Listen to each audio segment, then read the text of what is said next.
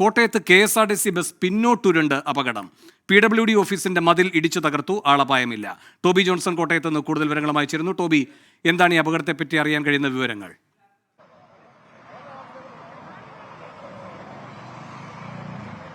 വേണു, വലിയ ഞെട്ടിക്കുന്ന ഒരു സംഭവം തന്നെയാണ്. കാരണം ഈ കാണുന്ന ബസ് ഇപ്പോൾ PWD ഓഫീസും പ്രസ് ക്ലബ്ബും ഒക്കെ ഇരിക്കുന്ന സ്ഥലമാണ്. അതിന്റെ മതിലിടിച്ച് പിന്നിലോട്ട് ഉരുണ്ട് വന്ന് മതിലിടിച്ച് പൊളിച്ച് അപ്പുറത്തേക്ക് പോയിരിക്കുകയാണ്. നമുക്ക് ഈ കാണാം, ഇത് മെയിൻ റോഡാണ്. മെയിൻ റോഡിലൂടെ നിരവധി വാഹനങ്ങൾ കടന്നു പോകുന്ന ഒരു സ്ഥലമാണ്. അതിന് തൊട്ട് അടുത്താണ് കോട്ടയം KSRTC ബസ് സ്റ്റാൻഡ് ഉള്ളത്. KSRTC ബസ് സ്റ്റാൻഡിൽ പാർക്ക് ചെയ്തതാണ് ഈ വാഹനം. അവിടെ നിന്നും പിന്നോട്ട് ആ വാഹനം ഹാൻഡ് ബ്രേക്ക് ചെയ്തതാണെന്നാണ് പറയുന്നത്. അവിടെ നിന്നും പിന്നോട്ട് ഉരുണ്ട് ഈ വാഹനം നേരെ പോയി ഈ മതിലിടിക്കുകയായിരുന്നു എന്നാണ് പറയുന്നത്. ഇതിപ്പോ രണ്ടാമത്തെ സംഭവമാണെന്നാണ് നമുക്ക് മനസ്സിലാക്കാൻ സാധിക്കും. ഇവിടെ കണ്ടുകൊണ്ട് നിന്ന ആളുകളുണ്ട്.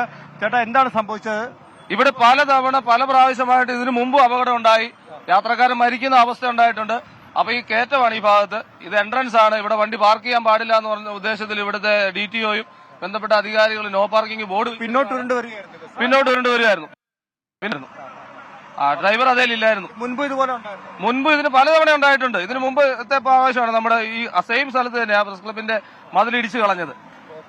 കോട്ടയം മൂവാറ്റുപുഴ ഭാഗത്തേക്ക് പോകുന്ന ഒരു KSRTC ബസ്സാണ്. ആ ബസ് സാധാരണ ഇവിടെ ബസ് നിർത്തിയിടാറുള്ളതാണ്. അവിടെ നിർത്തിയിടരുത് എന്ന് ഇവിടുത്തെ ഓട്ടോക്കാരും അതുപോലെയുള്ള ആളുകളും കടക്കാരൊക്കെ പറഞ്ഞിട്ടുള്ളതാണ്. പക്ഷേ ഈ ഒരു ഇറക്കത്തിൽ ഇങ്ങനെ വണ്ടി പിന്നോട്ട് നിർത്തിയിട്ടിട്ട് പോകരുതെന്ന് പോയത് തന്നെയാണ് ഈ ഒരു അപകടത്തിന് കാരണം. ഹാൻഡ് ബ്രേക്കിൽ ഇട്ടിരുന്നു എന്നാണ് ഈ ബസിന്റെ ഡ്രൈവർ പറയുന്നത്. പക്ഷേ ഹാൻഡ് ബ്രേക്ക് ഇട്ടതിന് ശേഷം വാഹനത്തിൽ നിന്നും ഇറങ്ങി അടവെക്കുന്നതിന് വേണ്ടി ഇറങ്ങിയപ്പോഴാണ് ഈ ബസ് നേരെ പിന്നോട്ട് പോയത്. ഇതിപ്പോൾ 2 or 3 ബസ് സമാനമായ രീതിയിൽ ഇതുപോലെ നിയന്ത്രണം വിട്ട് പിന്നോട്ട് ഇറങ്ങിപ്പോകുന്ന ഒരു സാഹചര്യം നമുക്ക് കാണാം. പ്രധാനപ്പെട്ട ഒരു റോഡാണ്. ആ റോഡിന് കുറുകെയാണ് ഈ ബസ് പോയത്.